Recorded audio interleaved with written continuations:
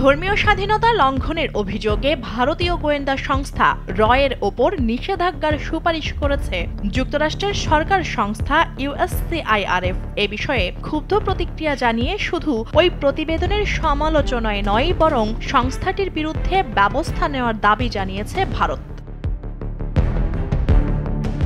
গত মঙ্গলবার USCIRF এর বার্ষিক প্রতিবেদন 2025 প্রকাশ করা হয়, যেখানে রয়ের মতো প্রতিষ্ঠানের বিরুদ্ধে ধর্মীয় স্বাধীনতা গুরুতরভাবে লঙ্ঘনের অভিযোগে যুক্তরাষ্ট্র সরকারকে নিষেধাজ্ঞা আরোপের সুপারিশ করা হয়েছে।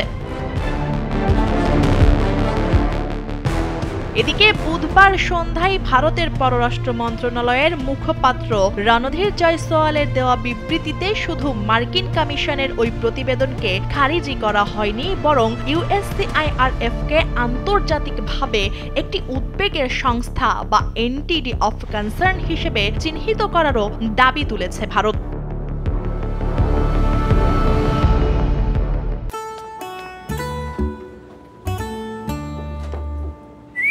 এই ঈদে জুয়েলারি ক্লোদিং এ বিকাশ পেমেন্টে ডিসকাউন্ট। USCIRF এর প্রতিবেদন প্রকাশের একদিন পর ভারত সরকার এ বিষয়ে তাদের প্রতিক্রিয়া জানিয়ে বিবৃতি দিয়েছে।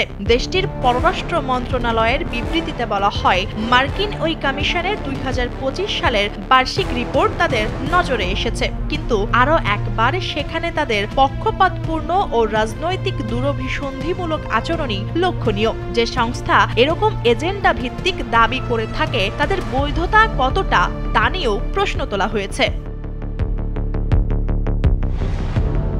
USCIRF তাদের কয়েকটি বিচ্ছিন্ন ঘটনাকে বারবার ভুলভাবে তুলে ধরতে চাইছে এবং ভারতের বহুত্ববাদী সমাজকে নিয়ে প্রশ্ন তুলতে চাইছে। এতে করে বোঝা যায় ধর্মীয় স্বাধীনতা নিয়ে তাদের সত্যিকারের উদ্বেগ নেই, বরং এর পেছনে ইচ্ছাকৃত একটি নকশা আছে বলে মন্তব্য করা হয়েছে ওই বিবৃতিতে। এছাড়াও ভারত আরও দাবি করেছে, ওই প্যানেলে যে ভারতের আসল চিত্র তুলে ধরবে তারা সেটা আশাও করে না। ভারত সরাসরি না বললেও ওই রিপোর্টকে কার্যত ফেক বলেই দাবি করেছে।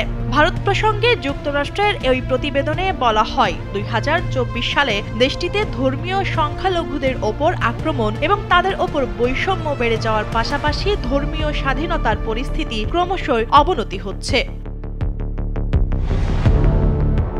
এর আগে গত বছর দেশটিতে নির্বাচনী প্রচারণার সময় প্রধানমন্ত্রী নরেন্দ্র মোদী এবং তার দল জনতা পার্টি মুসলিম এবং অন্যান্য সংখ্যালঘুদের বিরুদ্ধে বিদ্বেষাত্মক বক্তব্য ও বিভ্রান্তিকর তথ্য প্রচার করেছিল বলে ওই প্রতিবেদনে উল্লেখ করা হয়। গুরুতর ধর্মীয় স্বাধীনতা লঙ্ঘনে জড়িত থাকার জন্য ভারতকে বিশেষ উদ্বেগের দেশ হিসেবে তালিকাভুক্ত করার সুপারিশ করা হয়েছে USCIRF এর প্রতিবেদনে। পাশাপাশি দেশটির সাবেক গোয়েন্দা কর্মকর্তা বিকাশ যাদব এবং সংস্থা হিসেবে রয়ের বিরুদ্ধে নিষেধাজ্ঞা আরোপেরও সুপারিশ করা হয়।